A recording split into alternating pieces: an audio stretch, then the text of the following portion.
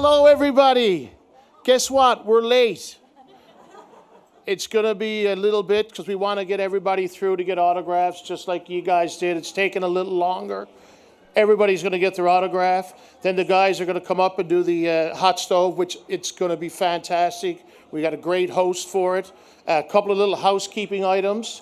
I'm not the MC for tonight, so don't worry. We actually have someone who I think he's on some kind of TV. I can't remember what it's called. Hockey Night in Canada, I think, or something.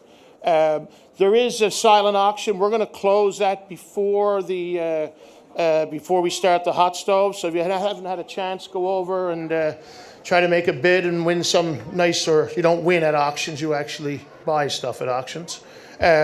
We also have tickets for a private meet and greet right after the hot stove. They're $10 each. All the proceeds go right here in Newfoundland and Labrador to all our charities. We also have, if all the children, maybe not even children, maybe some adults would like to know stuff, ask your favorite NHL player a question. If you fill those out, we'll actually do a draw as well for some lovely Royal LePage FanFest hats that are signed by all the professional hockey players. You like them? You were here early, weren't you? You were the first one in your seat, weren't you?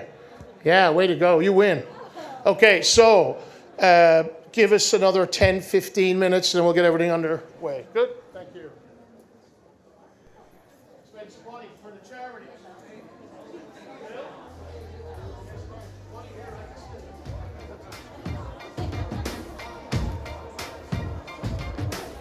I used to bite my tongue and hold my breath, scared to rock the boat and make a mess. So I said quietly, agreed politely.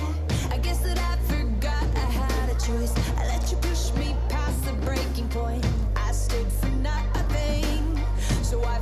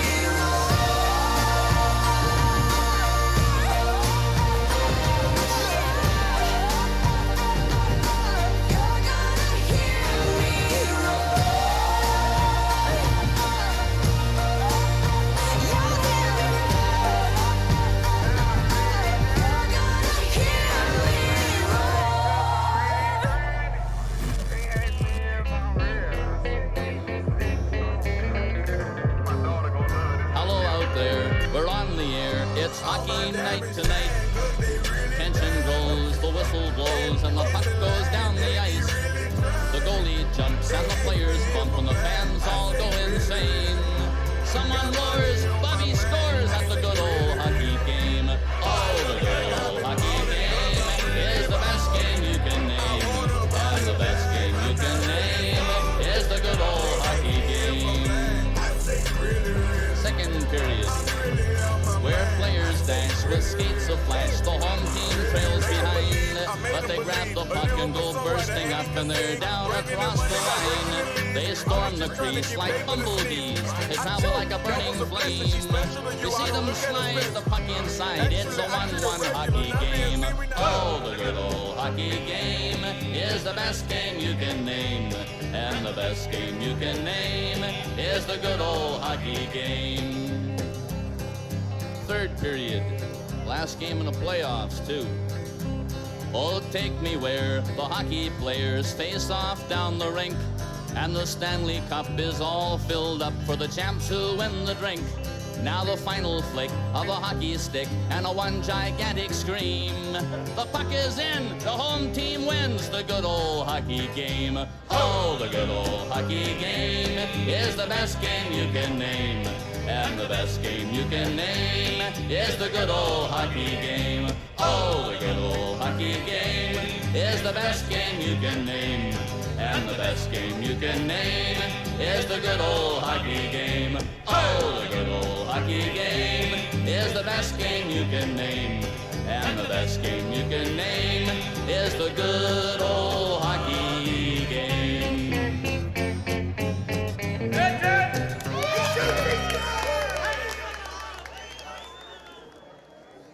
Just a young gun with a quick fuse. I was uptight, wanna let loose.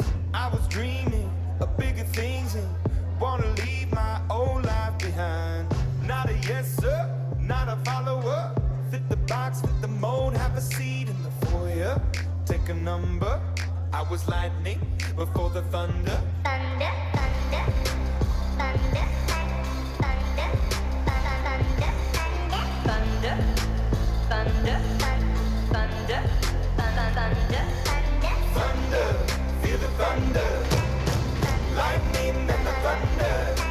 Thunder, feel the thunder. Lightning and the thunder. Thunder, thunder. Thunder. Kids were laughing in my classes while I was scheming for the masses. Who do you think you are? Dreaming about being a big star. They say you're basic, they say you're easy. You're always riding in the backseat.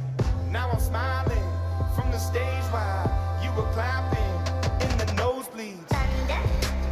thunder, thunder, thunder, thunder, thunder, thunder, thunder, thunder, Thunder, feel the thunder. Lightning and the thunder. Thunder, feel the thunder. Lightning and the thunder. Thunder.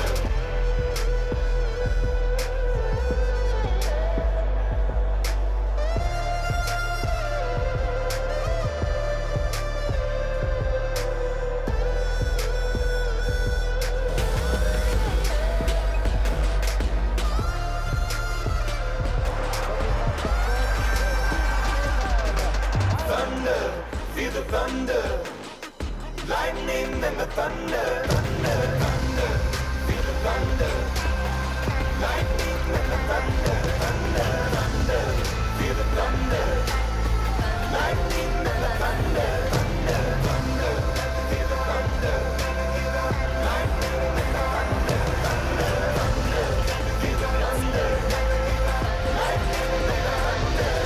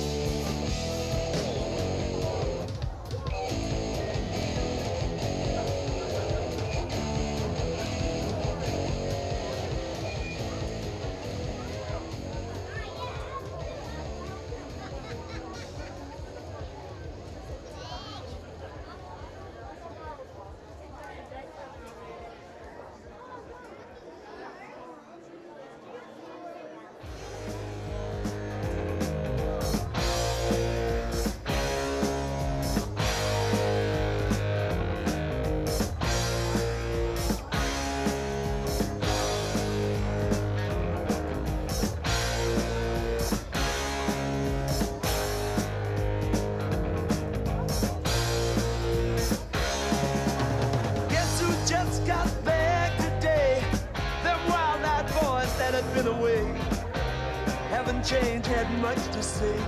But man, I still think them cats are crazy. They were asking if you were around, how you was, where you could be found. Told them you were living downtown, driving all the old men crazy. The boys are back in town, boys are back in town. I said, the boys are back in town, the boys are back in town. The boys are back in town, the boys are back in town, the boys are back in town, boys are back in town.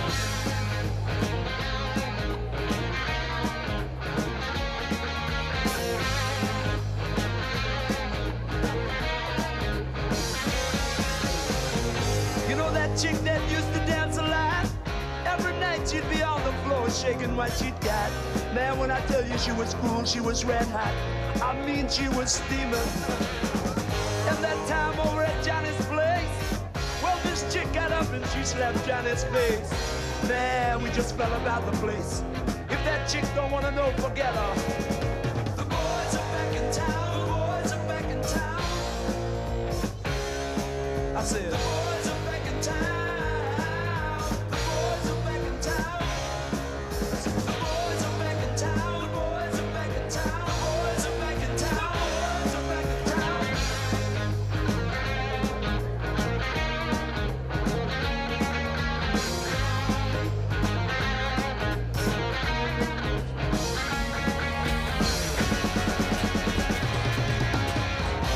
Spread the word around, guess who's back in town?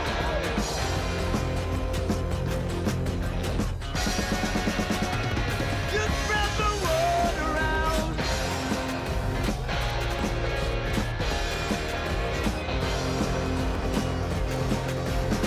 Friday night they'll be dressed to kill down at Dino's Bar and Grill. The drink will flow and blood will spill. And if the boys wanna fight, you better let them. That jukebox in the corner blasting out my favorite song. The nights are getting warmer, it won't be long. Won't be long till summer comes. Now that the boys are here again. The boys are back in town, the boys are back in town. The boys are back in town, the boys are back in town. The boys are back in town, the boys are back in town. The boys are back in town, the boys are back in town.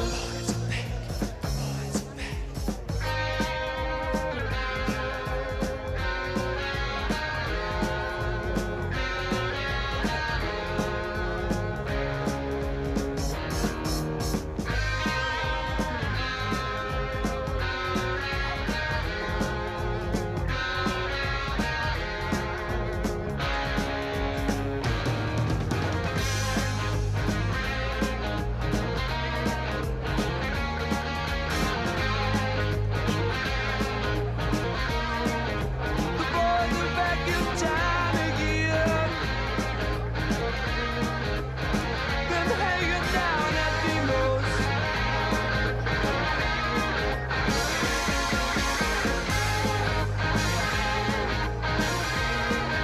The boys are back in town again.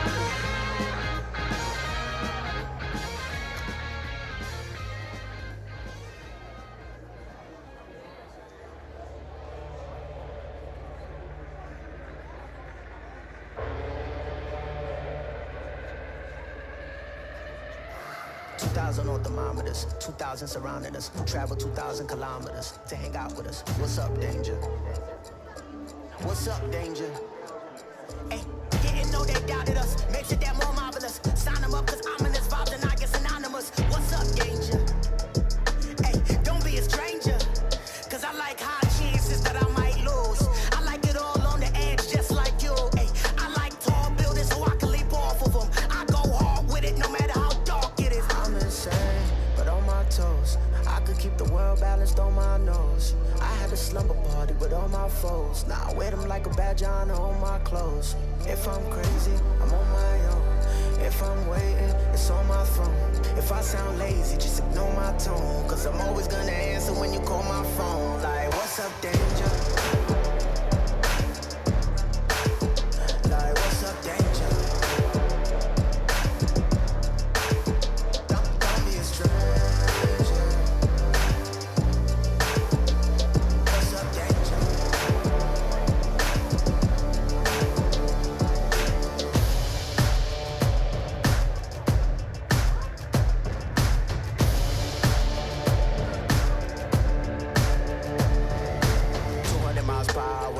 blindfold on. Mama always asking, where did I go wrong?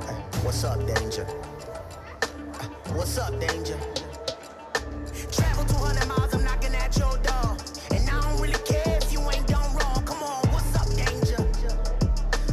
Don't be a stranger.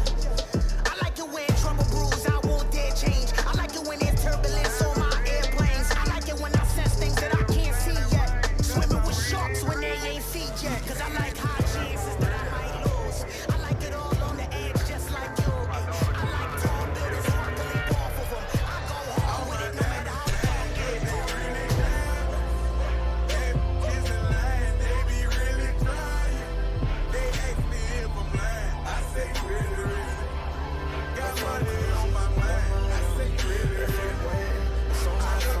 If I sound lazy, just ignore my tone. Cause I'm always gonna answer when you call my phone. Like, what's up, danger? Like,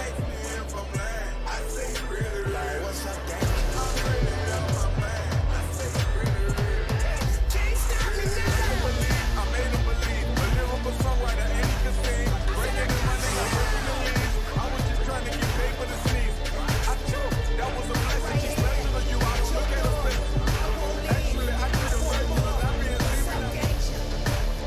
Yeah, what's up, danger? Can't stop me now. Yeah, I said I got you now. Come on, what's up, danger? Come on, I said what's up, danger?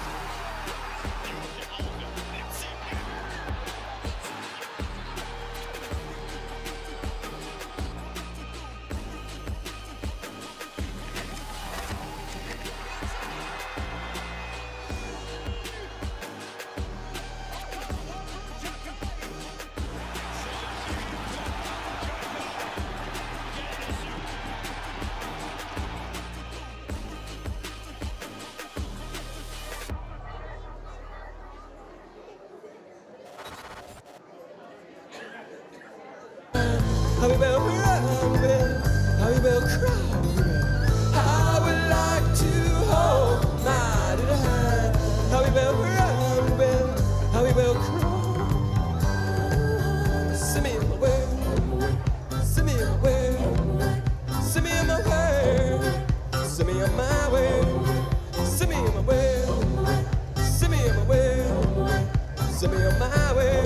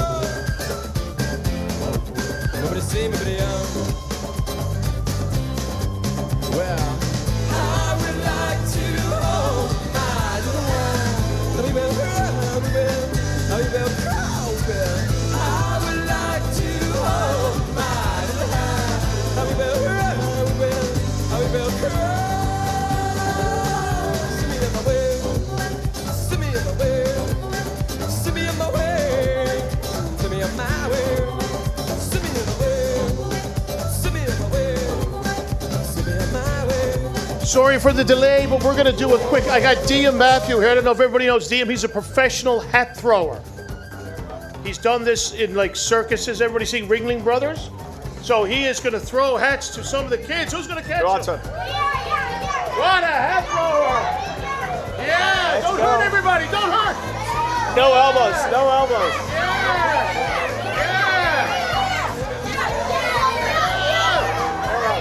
No elbows. No elbows. Okay, that's it. All right, that's it. Thank you very much. Everybody take their seat. Hurry, hurry, hurry. If I could have done this in school, it would have been so much easier to be a teacher.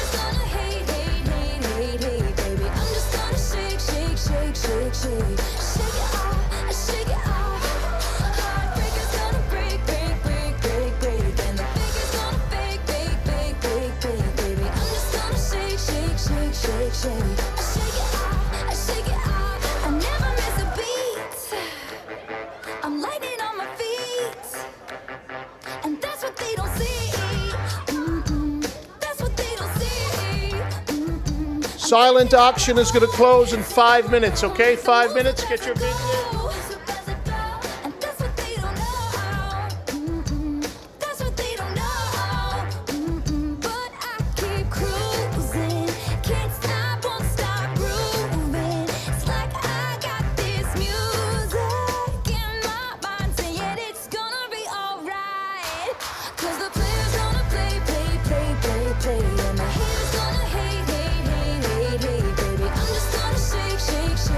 Shake it off.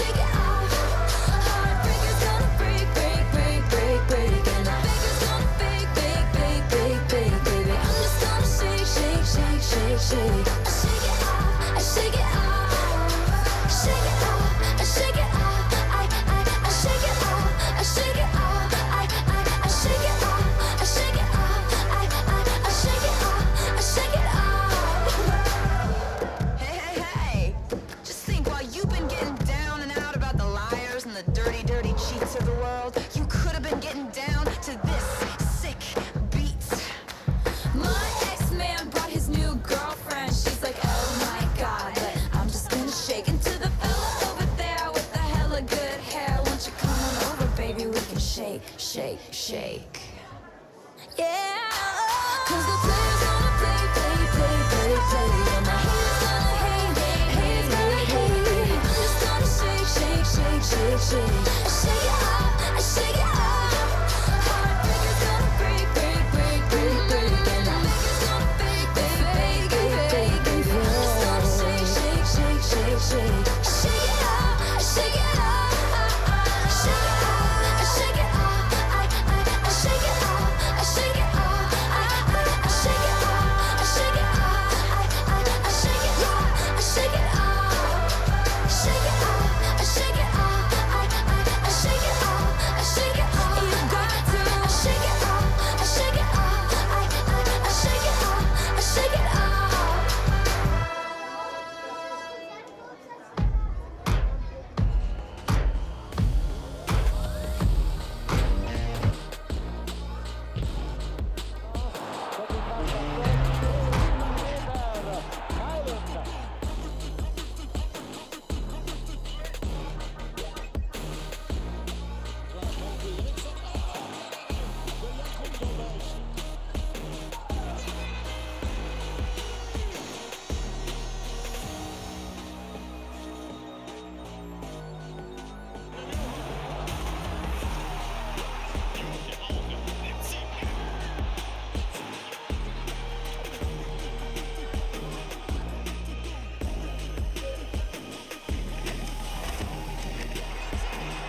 One minute for the silent auction. We're closing the silent auction in 1 minute.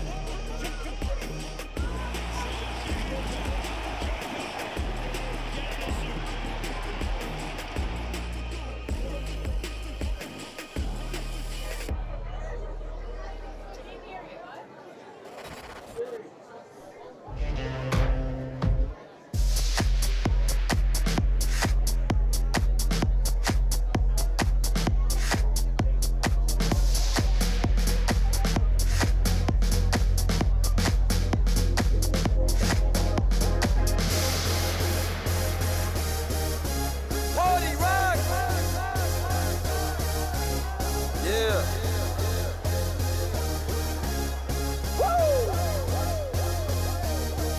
Let's go. Party rock is in the house tonight. Everybody just have a good time. Yeah. And we gon' make you lose your mind. Everybody just have a good time. Party rock is in the house tonight. Oh, Everybody just have a good time. I can feel this And we tonight. gon' make you lose your mind. Yeah. We just wanna see you. Shake that.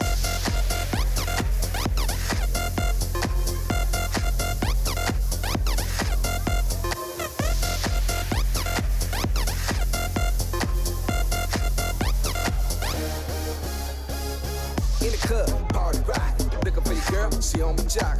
Now stop when we in the spot. Booty moving weight like she on the block.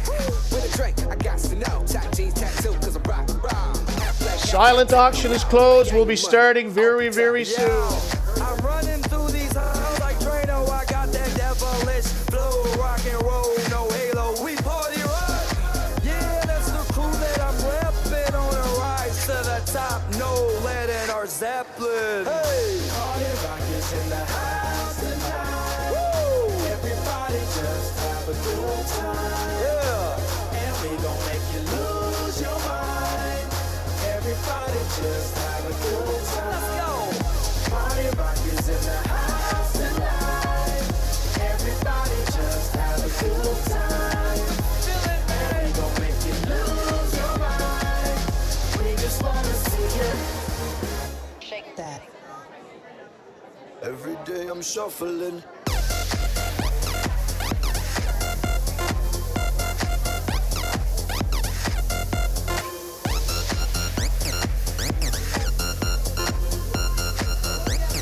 Shuffling. Step up fast and be the first girl to make me throw this cash. We get mine, don't be mad, now stop. Hating is bad. One more shot for us. Another round. Please fill up a cup. Don't mess around. We just want to see you shaking it. Now you home with me. You're naked now. Get up, get down, put your hands up to the sun. Get up, get down, put your hands up to the sun. Get up, get down, put your hands up to the sun. Put your hands up to the sun. Put your hands up to the sun. Get up, get up, get up, get up, get up, get up, get up, get up, get up. Put your hands up to the sun, to the sun. Put your hands up, put your hands up, put your hands up, put your hands up.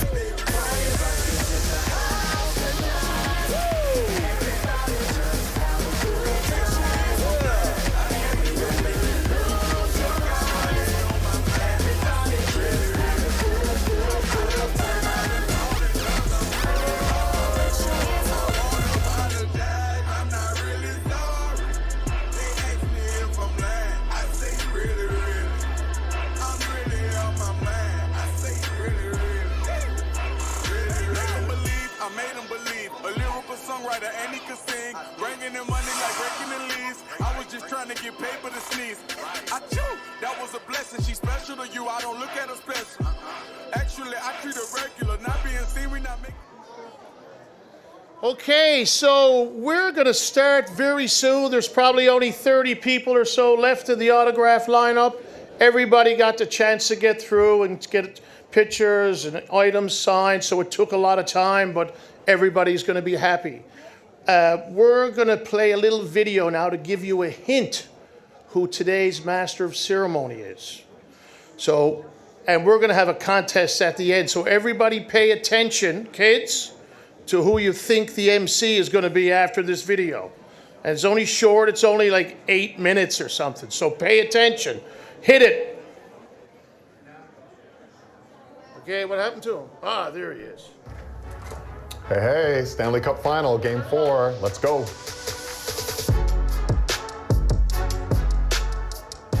Typical day at the Stanley Cup Final. You get up, hopefully get a little bit of breakfast or something going, and then it's down to the rink for the morning skate. The important thing about the morning skate is you're gonna feel the tone and the feel of the team. And are they tense or are they loose? You sensing some frustration last game from them?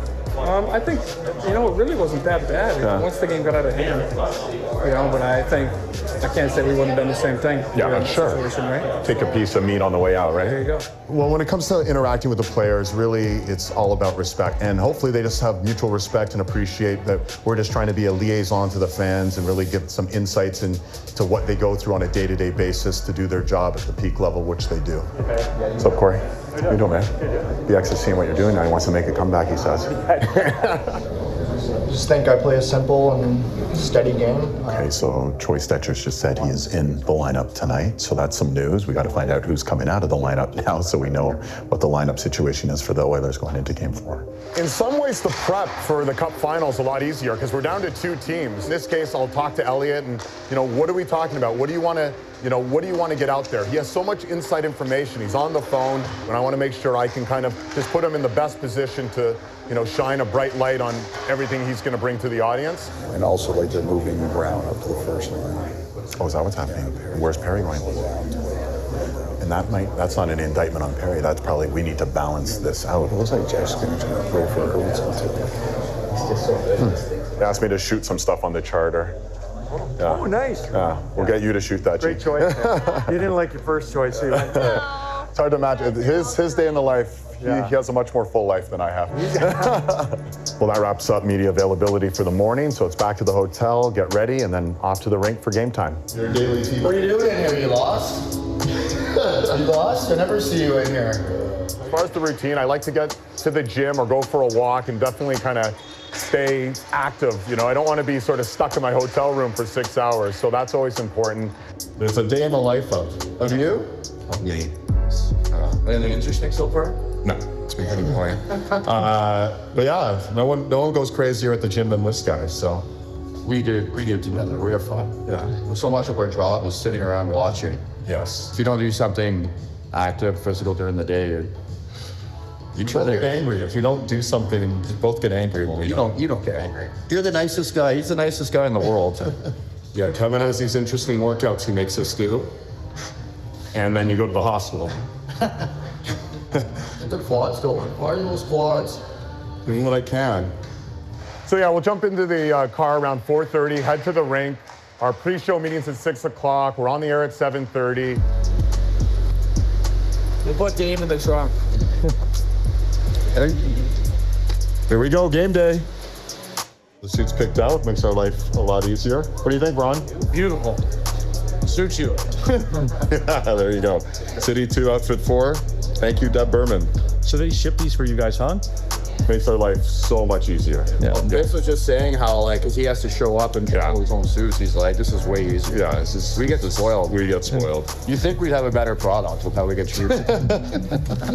So this is Elliot and my sight line for the upcoming game, Game 4 of the Stanley Cup Final. So we have a really good vision for the ice. Ron and the other panel are way across the way, a little bit lower. They're in a really great sight line as well. So we're getting ready for our pre-show meeting, and we have these two monitors, and we'll have a headset on, and basically we'll be talking to our executive producer, Brian Spear, and he'll be walking through the rundown so we know what's in the show tonight. Our production meetings are always pretty light. I mean, they're not heavy. We're watching the video that we're going to roll in. You know, we're on the fly, just trying to be on top of every storyline as best possible. I think you can drop expected. Yeah, it's official. You know, at the end of the day, if we're not having fun, then we're in the wrong business, because, you know, this is a kid's job in many respects. It's not life and death. And, you know, I have a lot of friends who are lawyers and, you know, financial advisors, and they're in that world. And to be honest with you, the stakes seem much higher there. The stakes here are much lower. We should just make sure that we're having fun at the end of the day. Hold on, bud. Tonight's game is presented by LePage. We are getting ready for this tonight. Preach. For the boys in Squamish. I'm a huge fan. Hey, good to meet you. Where are you from? Florida. I have my own podcast. Do you? Nice. I'm a big broadcaster. What's your name? Tom DiDonato. All right, Tom. Just keep doing what you're doing. Thank you so much.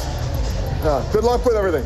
I think all of us kind of look at this as a real responsibility, because there's so much interest in what we're doing and so much interest in the games themselves. So it's a responsibility. It's not a burden at all. It's a blessing that we're allowed into people's homes, and we're able to, you know, put on this game, have this great escape for a couple hours, and as I've said, sort of the best reality TV there is live sports.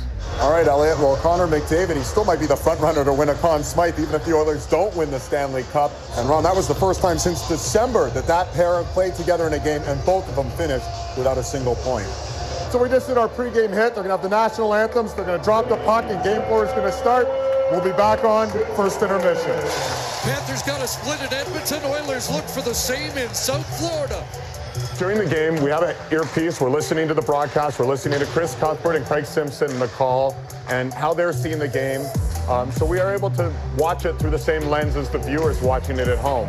And at the same time, we're in communication with our producer, Brian Spear, and saying, hey, you know what? This is something we want to talk about in the first intermission. Elliot might see something and say, we got to touch on that. Or I might see something and say, we should really probably touch on that. And so we're having communication and understanding, like, here are the themes that we're going to take from what happened in the first period, and this is what we'll talk about in the first intermission. Do you want us to start with Kane?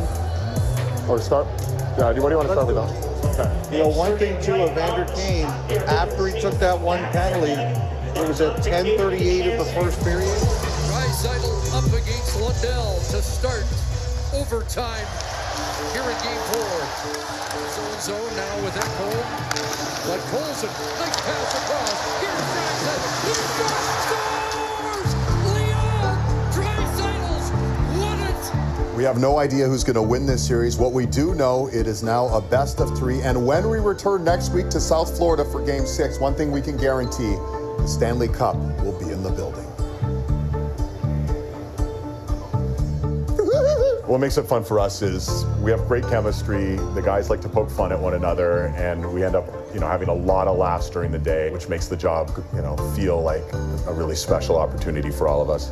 That was a long day, but that was a really fun day. A dramatic overtime win for the Oilers. We now have a best of 3, and we're about to jump on a plane tomorrow morning. I got to go back to my hotel and pack. That's the number one thing I got to do. But it's been a heck of a long day and so much fun. We'll see you in Edmonton. Here we go, NHL charter, thankfully. Off to Edmonton, Game 5. So thanks so much for tagging along. A day in the life. We're back in Edmonton. Game 5 coming up in a few hours. We do it all again.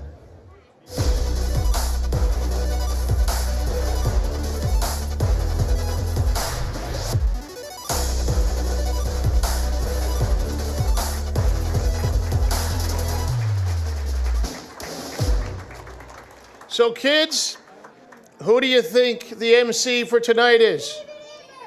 Ladies and gentlemen, we bring you the MC for tonight, Mr. Seth Hyde.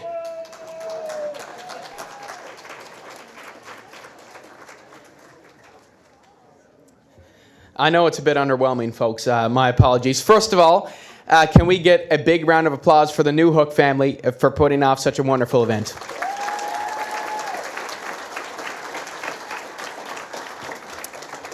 So we have the winners of our silent auction up here.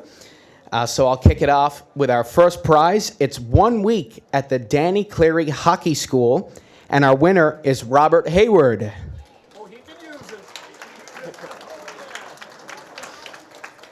Our next prize is a Mary Brown's gift basket plus a $50 gift certificate, and our winner is Rick Mercer. Pretty cool name, I might add, if it's not the real Rick Mercer. They didn't win. You got to come over here and pay. Tell them that. I will. Make sure you come over and pay for your prize as well. Over here. Over at the table, over on this side. Extreme Training Shooter Camp Off Ice. This is for 1 week, and our winner is Maddie Schwartz.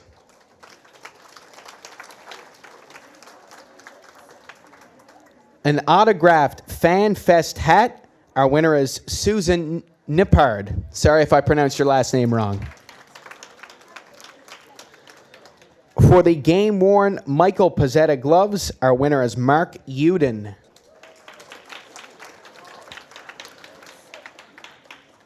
For one of our biggest prizes here, an autographed Abby Newhook hockey stick, our winner is Adam Nolan.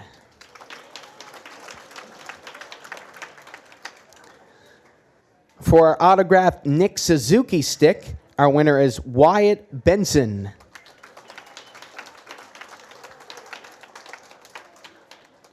For our autographed Lane Hudson stick, who won Rookie of the Year for the National Hockey League this year, it's Megan Carroll.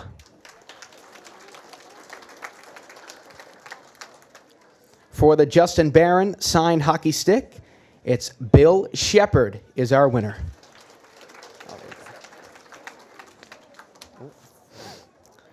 For our North Atlantic cooler bag, alongside a $200 gift card for your gas money and 2 guzzle cups, our winner is Art Snow.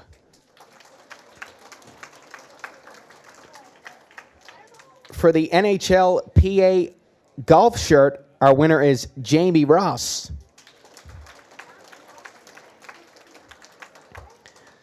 Two Alex Newhook beverage holders, our winner is Murray Brown.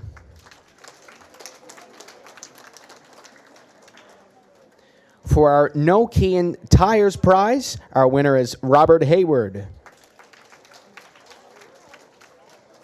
For our Cal Tire 4-wheel alignment, our winner is Willie Budgell.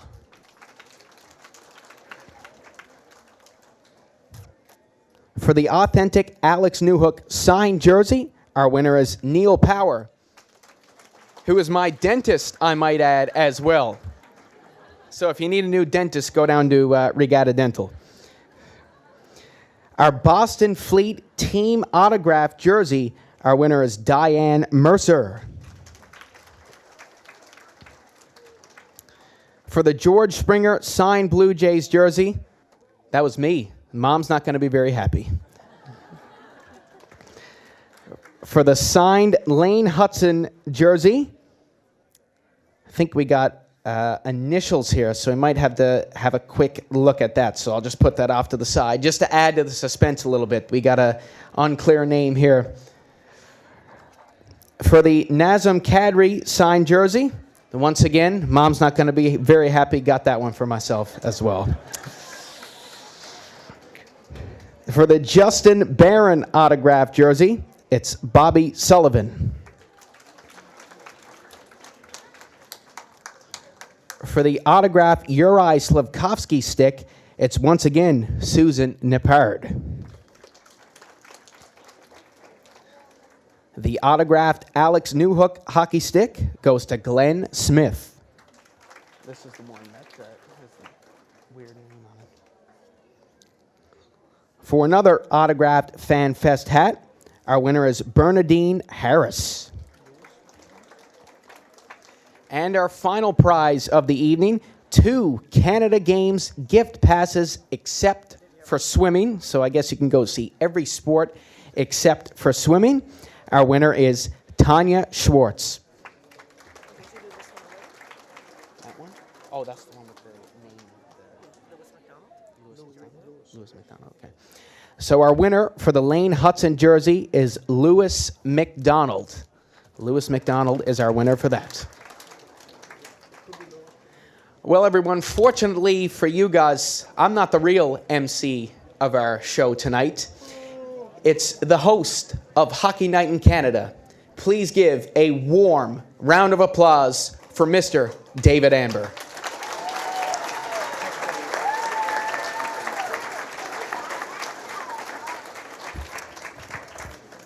Hey everybody, great to be here. Hope you can hear me okay.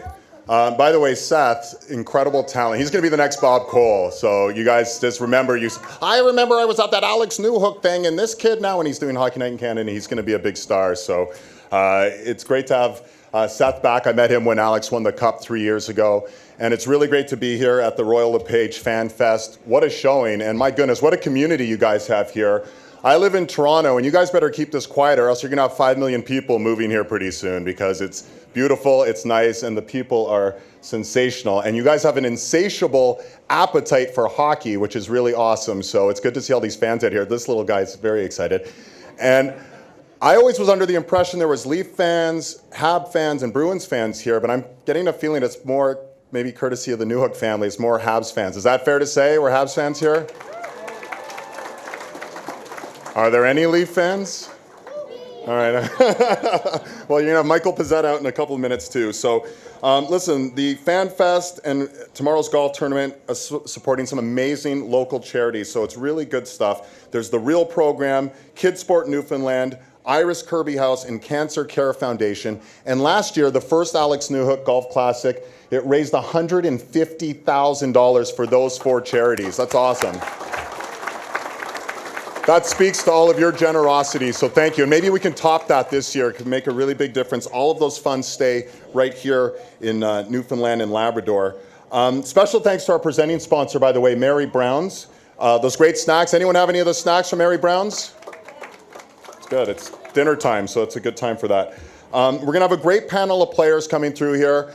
They've been spending the last 2 hours meeting all of you, signing autographs, and talk about a nice group of guys. So it's really great to have them here, and we're going to have a really fun, interactive conversation. We're going to get some of your questions in at the end of the conversation as well. So I just want to, guys, thank you for the hospitality. You've been so welcoming to all of us who've come in from away and make us feel right at home. So thanks so much. Let's get to the panel, and I can tell you, first off, I have to say big thanks. I'm going to have to say big thanks to Paula and Sean and the whole Newhook family, because they've raised some great kids. And I guess Auntie Sandy's taking a lot of the credit wherever Auntie Sandy is. She said she's done most of you said you did most of the raising of the kids. So the Newhook family, thank you as gracious hosts here for all of us today. So I think we're ready. I'm going to wait for Nick to give me the heads up, but I think we're ready to... 30 seconds. Okay, 30 more seconds. Who's going to win the cup this year? Oh, the poor Leaf fans are going to be so disappointed. At least in my experience. Yeah, Montreal, they're on the uprise though, right? This could be, maybe not this year, but maybe in 2 years or 3 years, Montreal could be winning the Stanley Cup, which would be really exciting. It's been 32 years since we've had a Canadian team win the Stanley Cup. It's been too long, right? Are most people ready for the Cup to come back to Canada? Yeah, I can tell you, coast to coast. I go out to British Columbia, I'm in Alberta, obviously I live in Ontario. You go coast to coast, you come all the way out to Newfoundland, people want to see the Cup back in Canada. So we'll see, maybe this is the year, or maybe next year, we'll see if one of these Canadian teams can pull it through. And my bet might be on the Montreal Canadiens down the road. So I want to start with our panel and let you know, they're finishing up, just doing a few more autograph signings and a few more minutes there.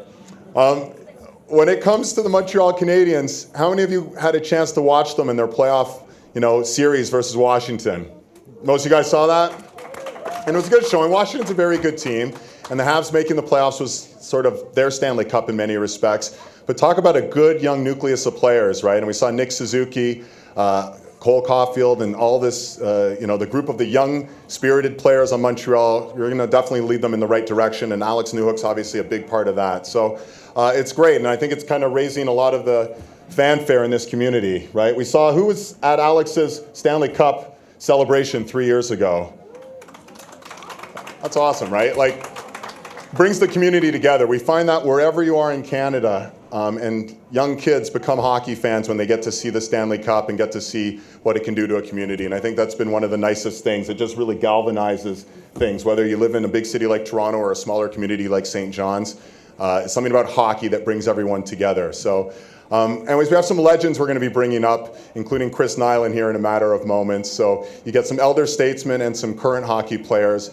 And I hope you guys enjoy the conversation we're going to have. And tomorrow, we're having a golf tournament as well to raise money for those great charities. So there's a lot happening here in St. John's over the next 48 hours, courtesy of the second annual Newhook Golf Charity Classic. So without further ado, I do think we're ready to bring up, I'm getting the thumbs up. So I think we're ready to bring up our gracious hosts, and starting with a young man, Stanley Cup with Colorado 3 years ago, entering his third season with the Montreal Canadiens, back-to-back 15-goal seasons, third player ever from Newfoundland and Labrador to win the Stanley Cup, our gracious host, Alex Newhook.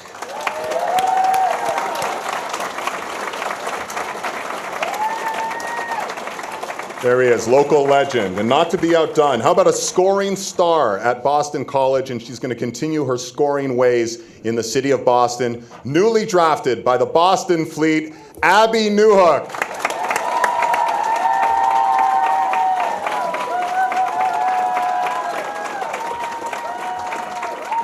What a family. All right, one of the toughest in the NHL today, definition of grit, undrafted to both the OHL, didn't give up on his hockey dream, undrafted to the NHL, didn't give up on his NHL dream. He goes by Wi-Fi, he'd be a good Scrabble name as well. Begins his fourth season with the Habs, Arbor Jackeye.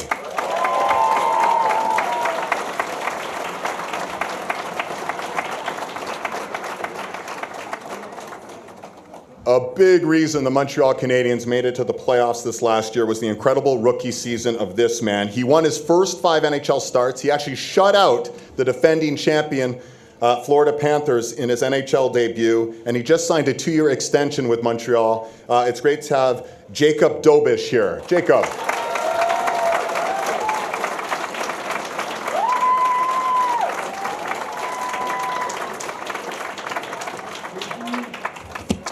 A second-round pick of Montreal, a big, tough, mobile D-man, and he went toe-to-toe with Alex Newhook back in their college days when he was at Northeastern. Now they're teammates and buddies with the Montreal Canadiens. Let's give it up for Jaden Struble.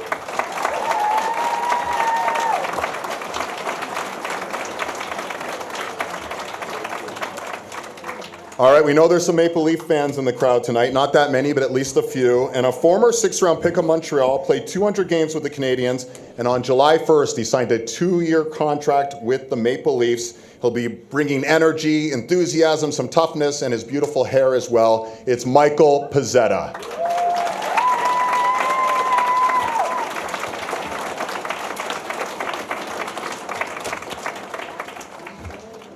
And finally, let's welcome in a legend. 14-year NHL career, won a Stanley Cup with Montreal back in 1986. 3,000 penalty minutes. Think about that. That's a lot of holding the stick penalties. A philanthropist as well. Last week, the Chris Nyland Golf Charity Classic raised $200,000 for the Liam Foundation. So an enforcer on the ice, but a gentleman off the ice. There he is, Chris Nyland.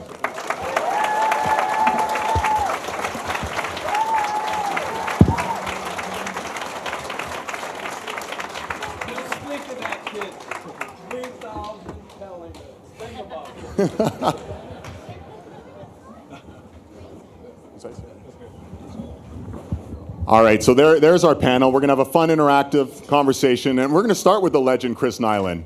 One of the big moments in the NHL this year, or in hockey this year, was the Four Nations face-off. I hope you guys got a chance to see Canada win gold, best on best for the first time in 9 years. Chris, I wanted to ask you, that Saturday night at the Bell Centre in Montreal, in the first 9 seconds of Canada versus U.S., we had 3 different fights. What was going through your mind at the beginning of that rivalry being renewed? Well, I was hoping the U.S. would win. Unfortunately, they didn't. But I really liked the way the game started. I haven't seen that in a whole lot of years. And, they laid it down, and then they got playing hockey. It was a good game. Awesome game. Alex, did you keep an eye on that at all?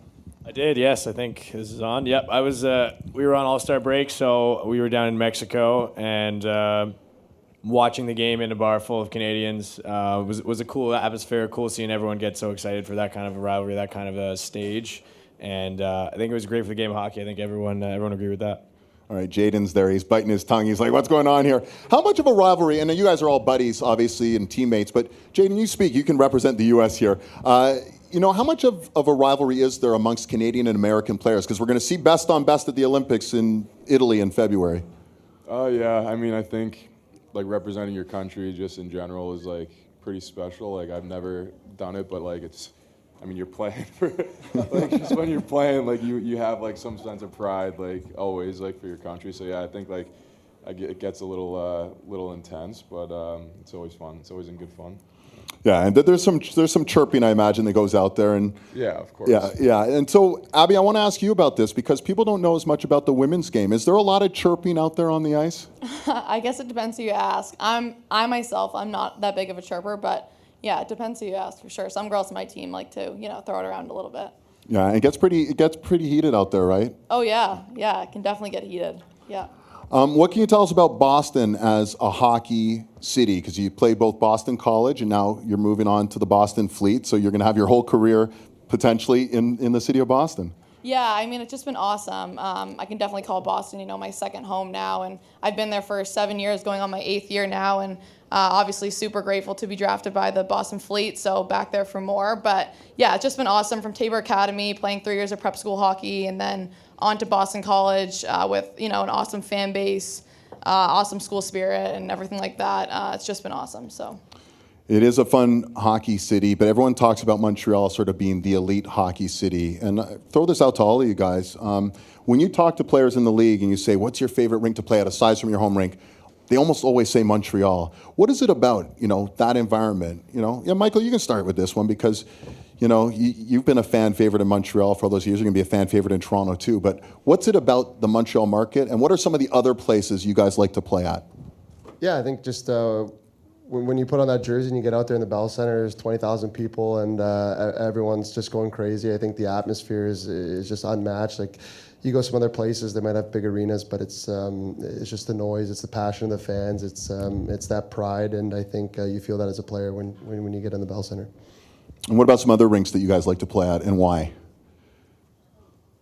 Yeah, I like to play in Edmonton sometimes. Obviously playing against McDavid, we get a lot of Montreal fans that come up there, and we always have a good battle against them. I like their rink, and they got pretty passionate fans too.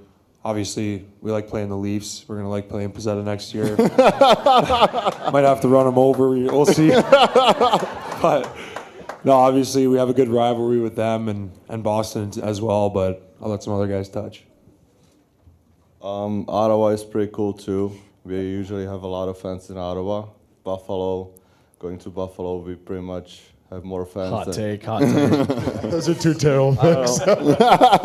Honestly, anywhere we go in Canada, our fans are insane. It feels like we're playing a home game, so it's a special organization, special fan base. And Jacob, you broke into the league this year, and you were unflappable. And I remember there was one shootout, and you stopped the puck, and you kind of threw it into the corner to basically tell the guy, go away. Where did that come from, the bravado from you?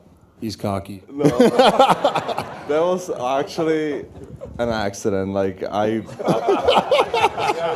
was watching the replay. I'm like, oh no, this is not a good look. But we won, so I guess it worked out. But it was actually that was a pure accident, nothing else.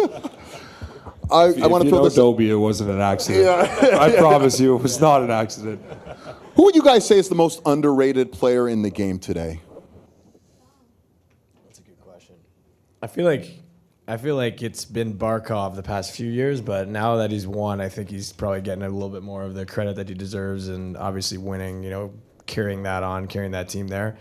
He's definitely getting a lot more credit than he has probably in years previous, but he's a guy that's hard to play against on both sides of the puck. He's good defensively, he's big, he's fast. I would go with him probably. Oh, come on. He's not underrated, though. He's a first-team All-Star. Yeah. You're right. I thought you were going to say McDavid. Yeah. Is there someone under the radar, though? Chris, you watch the game a lot. Who do you think? Abba Jackeye. Yeah, there we go. Thanks, Chris. I just happen to be a big fan of Abba's. Honestly, I look at a guy like Tori Lehkonen, who was here in Montreal and had a decent career there. And then he went to Colorado and just took off. We saw a whole different player there, 200-foot player, but added to the offense. So I would say a guy like Tori Lehkonen. That's a good answer. You guys have anyone? Jaden, you have anyone in mind? Let's see. He doesn't know too many players in the league. Yeah. No, I don't have anything. I think, there's a lot of I feel like everyone kind of in their own way is underrated when you look at it, because there's a lot of stars that everyone knows, and then, there's guys that are just been in the league for 10, 15 years, and they're just, they don't do anything special, but that's hard enough as it is to just kind of stay and play every night. Yeah. All right, I'll throw this one out to the guys who dropped the gloves a bit. There's a few of you on this panel here. What's that like? And Chris, you had many, many scraps. Mentally, what's that like preparing yourself knowing the toughest guy on the other team is going to look at you and say, let's go? Well, it was a different era than today, It's not as many fighters, but back when I played, Boston had 3 or 4 idiots. Philadelphia had 5 or 6 idiots. Yeah. So it was take your pick. But I'll be honest, I enjoyed my role. I slept well the night before a game. I slept well the afternoon. And I just knew what was coming. I accepted it and just did what I had to do. I thoroughly enjoyed it. I did. Yeah. And that's why you were so good at it, I think. Yeah. Michael, what do you think? Yeah, kind of the same thing. I think I just enjoy playing hard. I enjoy playing the game hard, and you go out there, just kind of one of those things that is what it is. You hope you come out on the winning side, and it's up there with some of the best feelings, having a fight in front of 20,000 people. You get a win, your adrenaline just going through the roof. It's a great feeling, and it's just fun. We'll get back to the room. All the boys are fired up. It's a good feeling. Yeah, I like sticking up for my teammates, and obviously when the best feeling is when you're getting out of the box and all the boys are standing on the bench tapping, and I like how you can change the game with a fight too. I know a lot of people don't think there's a spot for fighting in the league anymore, but I think it can change the game, and it still has a big part. I want to ask you guys another question, and start with Abby here. Just if you could grab the skill set, take one skill from any player, man or woman, and borrow it for a year. Who would be the player and what would be the skill? I'd probably say Connor McDavid's speed. Who wouldn't take that, right? But yeah, I think that's something that could definitely help my game, something that I've been working on a lot recently. Having that would be top notch for sure. What do you think, Alex? Probably take Arbor's size for a couple of days. Wouldn't mind being that size walking around. That's not bad. I thought someone would say Ovi's shot maybe or something like that, but any thoughts? I would probably take Pezzi's hair. And his mustache, too. What do you think? My hair, I lost all my powers. Jaden, you have anyone in mind? Yeah, I think Cale Makar is just shiftiness and explosiveness. I think the stuff that he does on the blue line is it's crazy to watch because it's almost unattainable what he does. So yeah, I think the way he walks the blue line and his shiftiness and everything. Yeah. we talked to the tough guys about some of the, the feelings they have doing their job.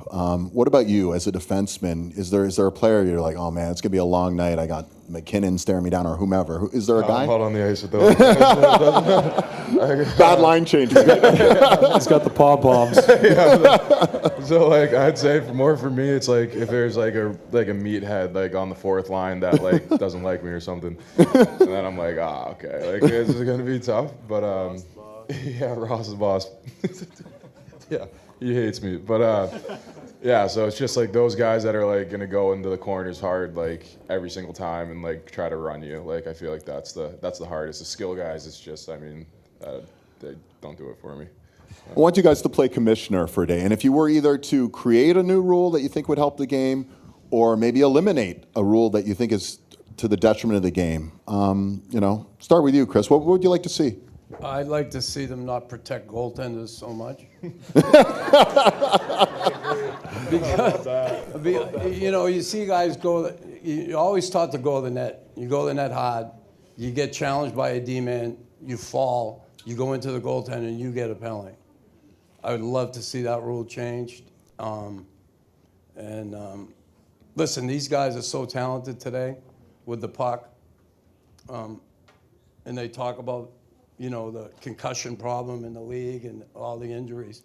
I would love to see preseason play with a red line and see 5 players come up the ice together and try and pass their way through any defense a team can throw at them. They're that talented, that quick today, and they're all pretty good with the biscuit. I'd like to see that, at least see it in preseason. Like, none of these guys ever play with a red line. They don't know what a 2-line pass is. And that forces the team to come up the ice together all the time. I just like to see it and the talent come through in doing that. All right, yeah. Michael, we go around the horn? I'd love to hear what some of these new rules you guys think. Yeah, I don't know. Maybe, yeah, I got nothing, honestly. I'm trying to We can go back to you. Jaden, what do you think? You got a rule in place, I'm sure. Yeah, I think, I don't know if it's a rule, but like I hate how the challenges are for like goaltender interference, and kind of the same thing, but like I think it's brutal. I think it's so like 50-50 and it's not the same every time. Like we've had a couple goals this year where like they were disallowed, and like a game before it was like allowed. It's just like the inconsistency. Yeah, I think it's just very inconsistent. So like if there's a way to kind of dial that in, that'd be mine. Yeah. Jacob, more protection for the goalies? Yeah, I guess so. Probably more goalie fights. I feel like the goalie fights are... If you could fight any goalie, who would you like to fight? I can't say that. Yeah, of course you can. No, I don't want to. No. Well, you guys will see maybe one day, but just more goalie fights. I feel like they're stopping them way too early, and just want to see. I don't know, 1 or 2 goalie fights in the league next year. So we'll see. I like this guy. All right, that's good. For me, I think I would take out the shootout. I don't know. I don't like when games end in a shootout. I think it's pretty cool. It's flashy, but I do like overtime, and I feel like shootout ruins a game. 10-minute overtime? Because that would be 10-minute overtime. 10-minute 3-on-3, would yeah. want. And then just keep going. Abby, what do you think? I would say on the women's side of it in the PWHL, there is like hitting along the boards, but just have it the same as the men's game. Kind of can hit wherever you want, whenever you want, all over the ice. I think it would just bring another element to the women's side of the game, and also, get the fans more into it. So. Ooh, yeah, that'd be pretty good. Yeah, there we go. Fans want it. And lastly, Alex. I'm going to go with the delay of game. I think it's still, there's so many times where it doesn't seem like it's, really, on a lot of times it's on accident. I don't think it's ever really, people are throwing it over the glass. So I think it's a rule that can be taken out, I think, and to have an impact on the game sometimes, it's frustrating sometimes, I think. All right. Sounds like I thought I want to have. Okay, good. The 4-minute high stick. I hate that rule because it's like if you draw blood, you get 4 minutes, but sometimes you could like whack a guy in the face as hard as you can, nothing happens. Then you barely touch him and it draws blood and it's 4. So I think that's a dumb rule sometimes. So if they draw blood, it's still 2? Yeah, I think like it just uniformity, like 2 minutes. That's it, because sometimes it doesn't make a difference really how hard they hit them. It's just it happened to draw blood and you're getting a 4, it's just kind of a bad bounce. So I think it should just be. Has that happened to you before? You took a few 4s? Yeah, I think I got a 4 and I was just sweating for way too long. And, probably didn't play for a couple weeks after, but it's fine. Oh, man. There's a lot of great personalities in the game, and we're seeing a lot of it here. We don't always see that as someone who works in TV because, you guys kind of shut it down during the broadcast sometimes. But if there was an ability to mic a player each and every game throughout the course of the year, who would be the player you'd like to have mic'd because they have such good personality, whether it's on or off the ice?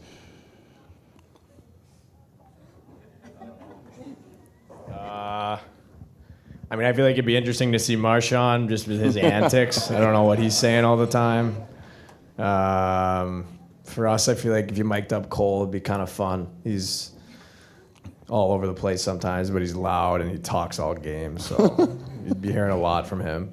I think like Lane Hudson would be really funny because he's just like, I don't know, he's pretty awkward. He's like really funny kid, but like you'd get some awkward interactions out there. I don't know if he'd say a word all game. He kind of talks like he does. Like, his chirps are pretty funny too. He did say sorry when a guy took a penalty on him the one time. I was like, that's crazy. Do not ever apologize to a guy out there. That was pretty funny. Who would you want to hear mic'd up, Arbor? I think someone like Slav, honestly, like he's yelling in Slovakian. He can't even understand what he's saying half the time. Or a guy like Savard, like he keeps it light out there and he's pretty hilarious. He yells at the linesman a lot and it's pretty funny. There's a couple of good options then. Yeah, I thought, I mean, there's a few, some of the personalities you don't see as much, but then off the ice, I'm like, wow, this guy's got a ton, but then the mic's in front of him and they tone it down. Do the coaches tell you guys to kind of just don't say something that's going to end up on the bulletin board? Is that something that happens with you guys?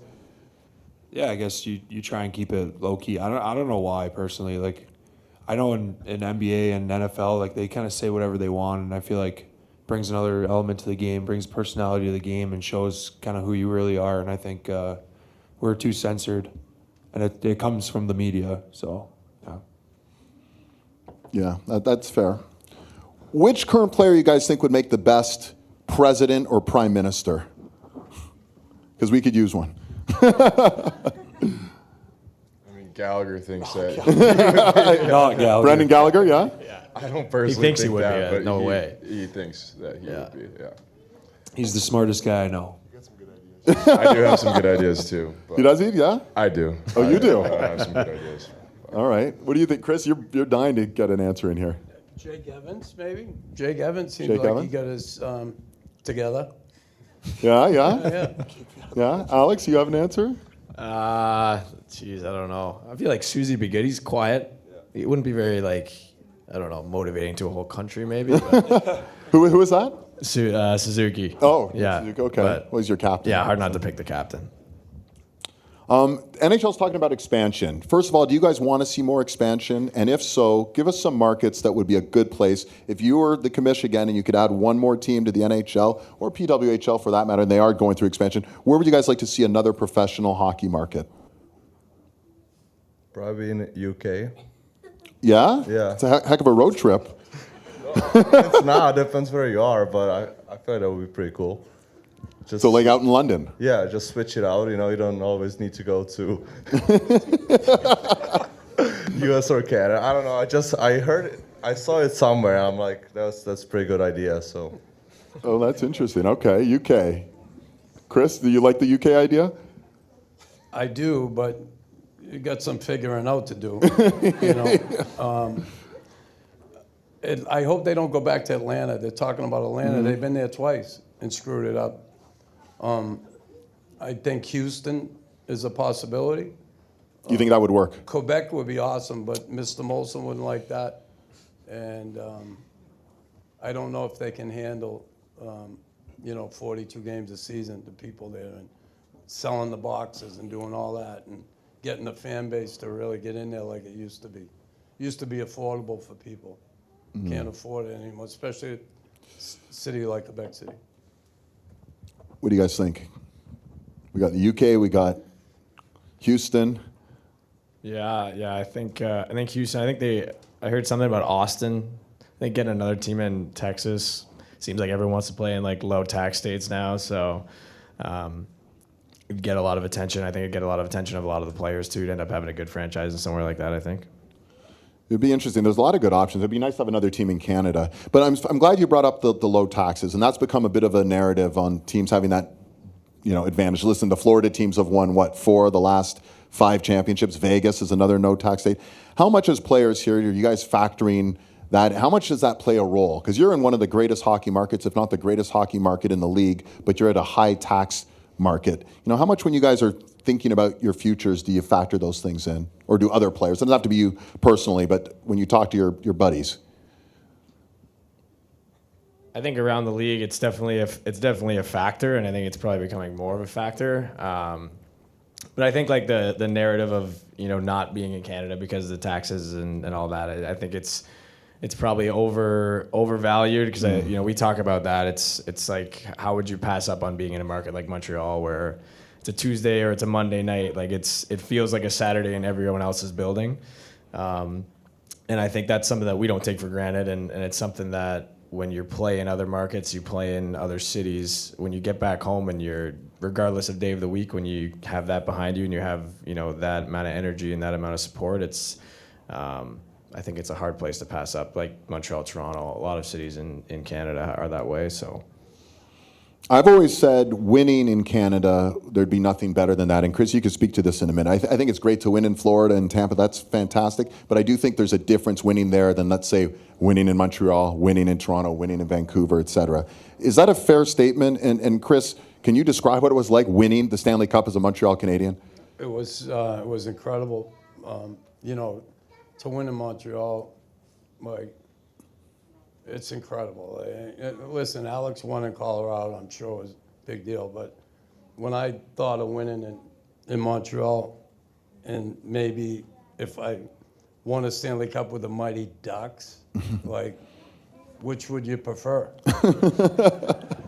Probably Montreal. Or even New Jersey. They had a parade in the parking lot, for Christ's sake.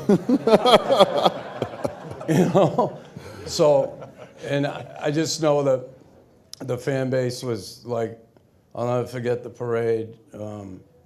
It was incredible. Like over 1 million people lined St. Catherine Street, rabid fans. They're just passionate. I went to Game 3 of the playoffs this year, and I had chills down my spine sitting there watching before these guys come out on the ice. It was an incredible, it was the loudest building I've ever been in.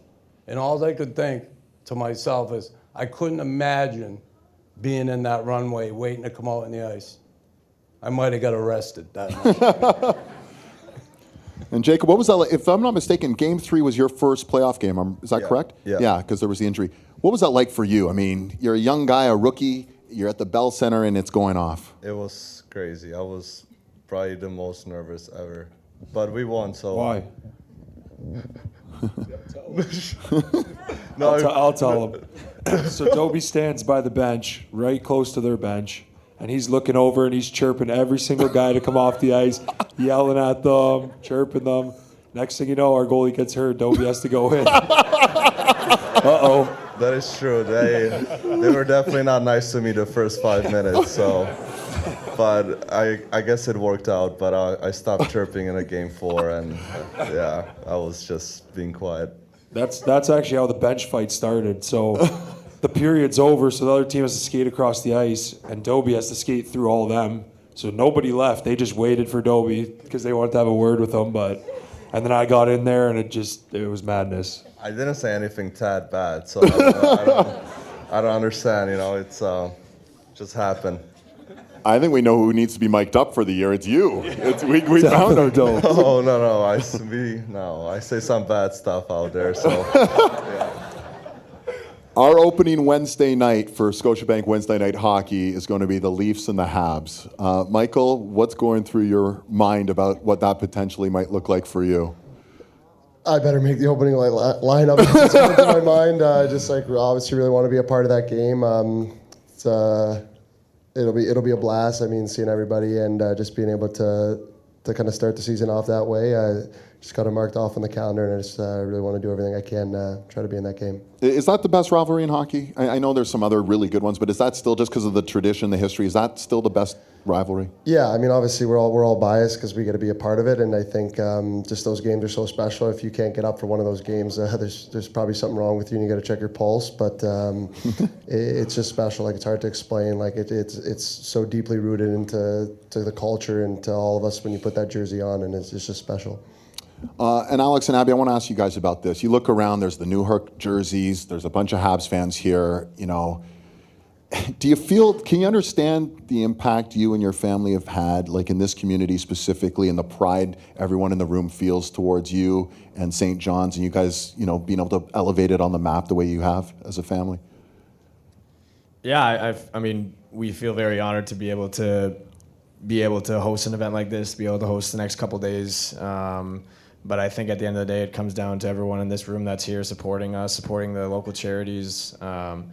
You know, it's not just us. You know, we do our part. The guys that come down, we're thankful for them to come down and raise the attention and raise, you know, amount of money that we do for the next couple days. But yeah, you know, we're very proud to be from St. John's. We try to do as much as we can to give back, and that's what it comes down to for us.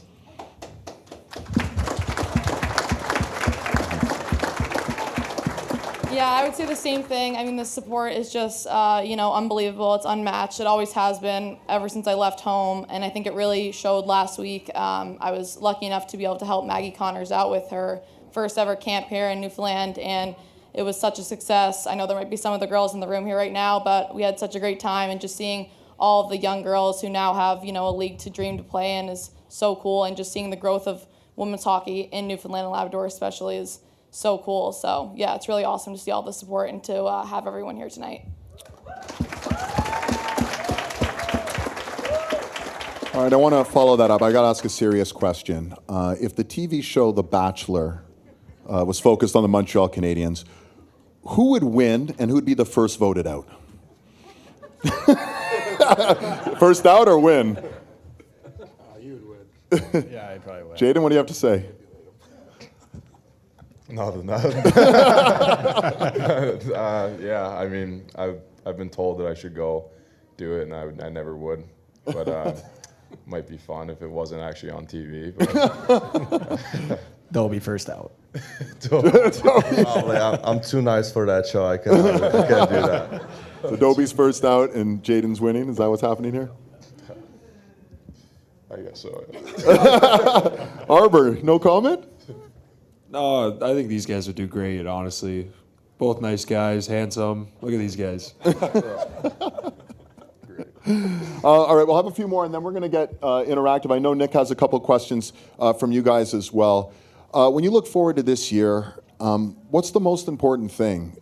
You know, you see the excitement. You know, we were talking while you guys were signing all those autographs. We sort of talked about the prospect of the Cup coming back to Canada, or specifically the Montreal Canadiens. You know, when you're looking forward to this year, what do you think is the most important thing collectively, you know, from this group? I know you've got your own deal with the Leafs, but what do you guys look collectively for Montreal this year? What's the most important thing? I think we're so young, obviously, but I think getting into playoffs last year and gaining that experience is going to be so huge for us. You know, a lot of guys that hadn't played in playoffs, so I think that maturity bringing into this year and kind of knowing what it takes to get back in the mix is huge for us, and something we'll learn from and I think be good with this year. And what would a successful year look like for you guys? Stanley Cup. That's the only answer, right? That's the only answer. A couple more real quick ones. Just want to talk about Connor McDavid, and I'm not sure we always appreciate, and you played in an era with some of the greatest players ever. You know, and Chris, I should ask you this. When you see Connor McDavid, are you seeing, I'm not saying the greatest player ever because he still hasn't won, et cetera, but are we witnessing the most skilled player in hockey history? Yeah, he's right there. I mean, it's so hard when you're talking about different eras because, you know, the speed of the game is so much different today, and you got to put him up there. There's no question about it. If he never wins a Stanley Cup, is that going to taint his career? There's a lot of guys that haven't. Mm-hmm. But Marcel Dioni has all these points, never won a cup. Everybody's, he never won a cup. Ray Bourque, last game he ever played, won a Stanley Cup. Mm-hmm. Lanny McDonald? Would it taint their career? It still doesn't diminish the greatness of the player. McDavid, though, the speed, yeah, you got to put him up there, but yeah, he's got to win a cup. He's got to win a cup, and you know, everybody. It's funny being American up here and living in Canada. Everybody wants the cup back in Canada, and I get that. And people would ask me this year, how about you want McDavid to win? I said, no, I don't. Screw Connor McDavid. I want to see the Habs win a Stanley Cup if it comes back to Canada first. I could care less about Toronto or Edmonton or Calgary or Vancouver. I could give a rat's. Michael, I do want to ask you, though, because you've been in this incredible market of Montreal, and you're going to another incredible market in Toronto. How do you think they'll be different, if at all? Yeah, I think they're just both crazy markets where hockey is almost like a sort of religion there. Like, it's something that when you're born, like, I mean, I was from Toronto. Like, I grew up, like, you were a Leafs fan, right? Same as kids growing up in Montreal. Like, you're a Habs fan, right? It's just instilled in your parents, and it's passed on to you. And I think it's just something special. And as a player, like, you feel that, you know, when you get that sweater and you get to put it on, like, you feel that those emotions, and you want to go play with them. Arber, I want to know from you, do you have a number one rival in the NHL? Like team or player? Player, like a guy, you know, you kind of just know it's going to be. I might have a new one for next year. Only in practice, though. I don't know. I mean, most of the tough guys they're pretty respectful, and I mean, me and Reeves, we don't really get along that well, but I think probably him, if anyone. Now, and he's out west now. Yeah, he's gone. Well, maybe that'll get renewed. We will see. And Abby, is there something about the PWHL for some of the fans out here? First of all, it's a great product, and also it's family friendly. You talked about the cost prohibitive nature of the NHL. For a lot of people, it's too expensive. PWHL is affordable and fun hockey and family friendly. Is there anything else you want to tell the crowd a little bit about the PWHL who haven't maybe experienced a game yet?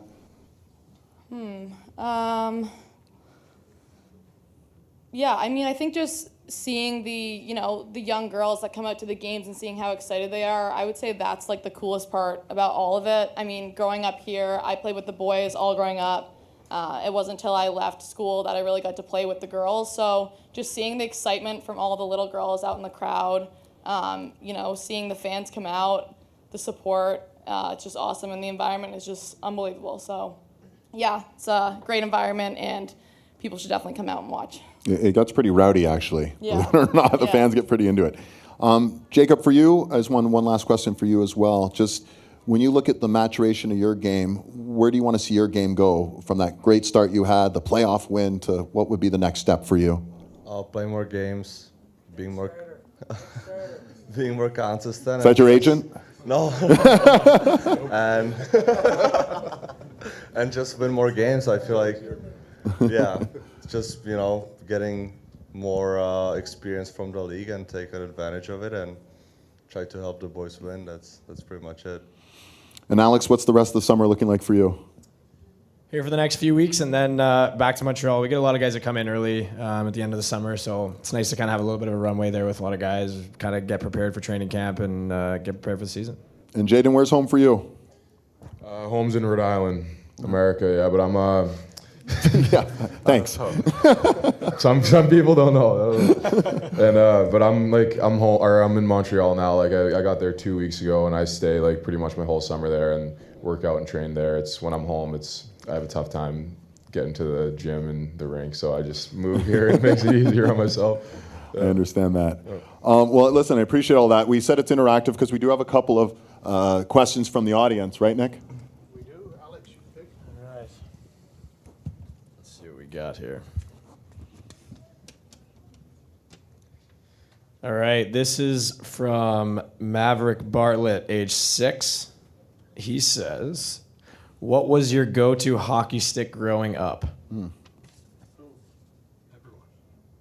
Yeah, probably everyone, yeah. I remember using Warriors growing up. I remember like an orange Warrior I had back in the day. It was like a Chronic or something. I just remember that one. It's nothing... Yeah, I would say I copied after Alex's style, so whatever he was rocking, I also had the same thing. My favorite stick I've ever had was probably the X60. I don't know, for you young guys, you probably don't know what that is, but it was a pretty good Bauer. I had a bunch of Reeboks. They don't make sticks anymore, but Reeboks were big into the goalie market when I was younger, so a bunch of Reebok sticks. Yeah, I think I switched to CCM in like high school or college. I was like Bauer Vapor guy all growing up.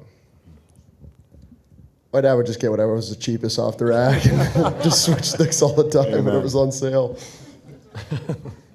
You were like That's why I got no hands. Sherwood 50-30 or something like that, right? No, well, not when I was a kid. They didn't have those. A Finn Special. That was the name of it, Finn Yep, Special? a Finn Special. There was a Finland stick maker called Torspo, if you remember, and they had those heel hooks. But Finn Special was a one-piece wooden hockey stick. Oh, wow. I only use wood. I use some aluminum at the end, but I hurt some people with it. Thought about his words there. All right, that was, well, we'll do a couple more here.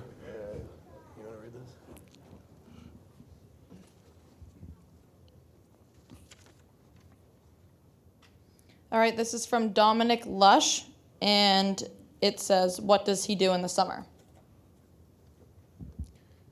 Me and Stroobs are talking about it. What are you guys up to during the summer?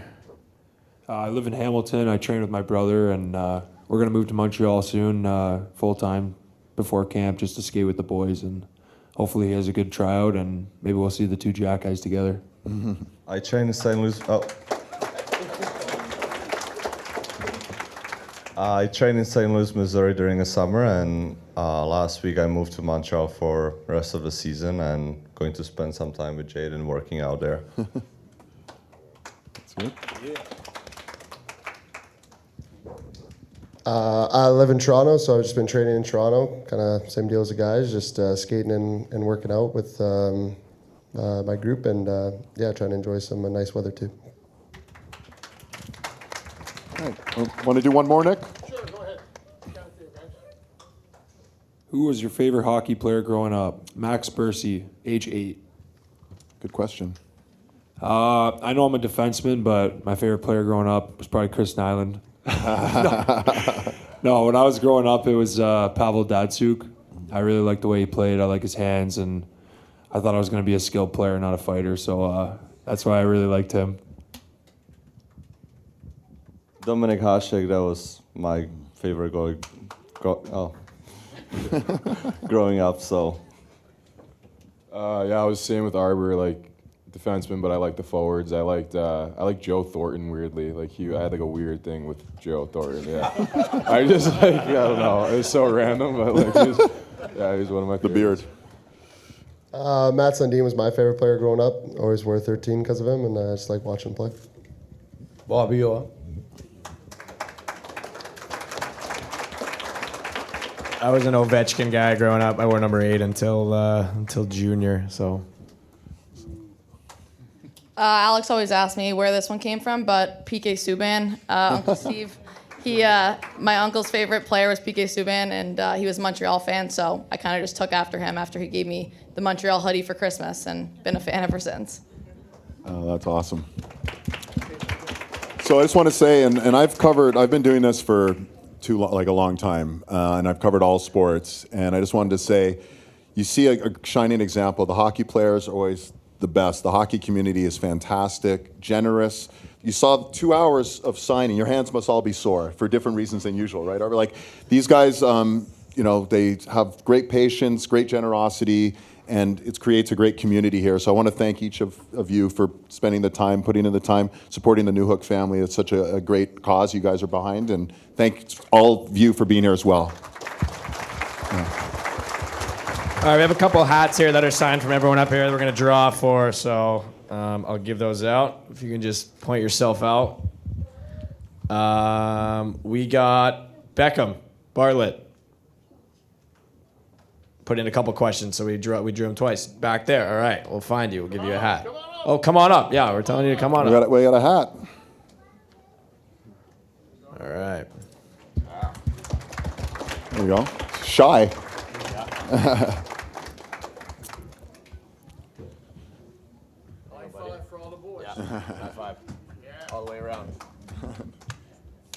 Bang.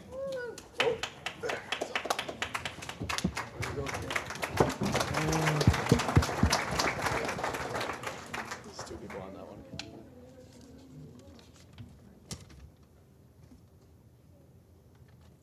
Oliver Stockley. Hey.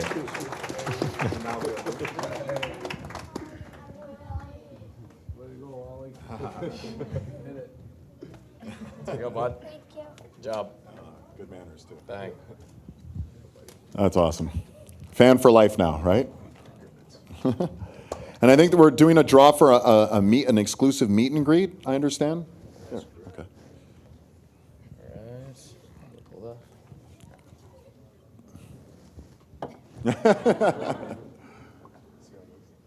It's the most dramatic rose ceremony. Number 0047. 47 car. Nice. What are the chances? What are the chances? We'll just do those things. Come on, let's wrap up. So the meet and greet's at the top of the stairs with this young man and 5 of his best friends, I guess. That's the setup. That's it, right, Nick? Yeah? Just meet us at the top of the stairs. We'll bring you downstairs after for a 5-10 minute meet and greet with the boys. And a few of the silent auction items haven't been picked up. Murray Brown, you've won something. Jamie Ross. What is that, Art Snow? Art Snow. And Bobby Sullivan, please pick up your silent auction items. And I hope you guys have enjoyed the Royal LePage FanFest. Tomorrow we have the Golf Charity Classic. We're hoping to even do better than last year, where $151,000 was raised for those 4 great charities, and all the money staying here locally in St. John's. Thanks for all the hospitality. Thanks for your time tonight, St. John's.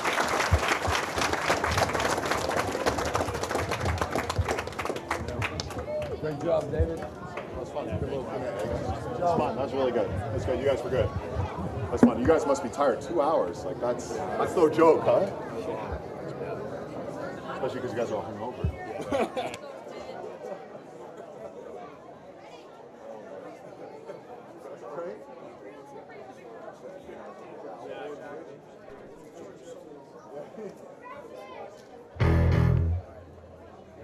Boys, come with me so we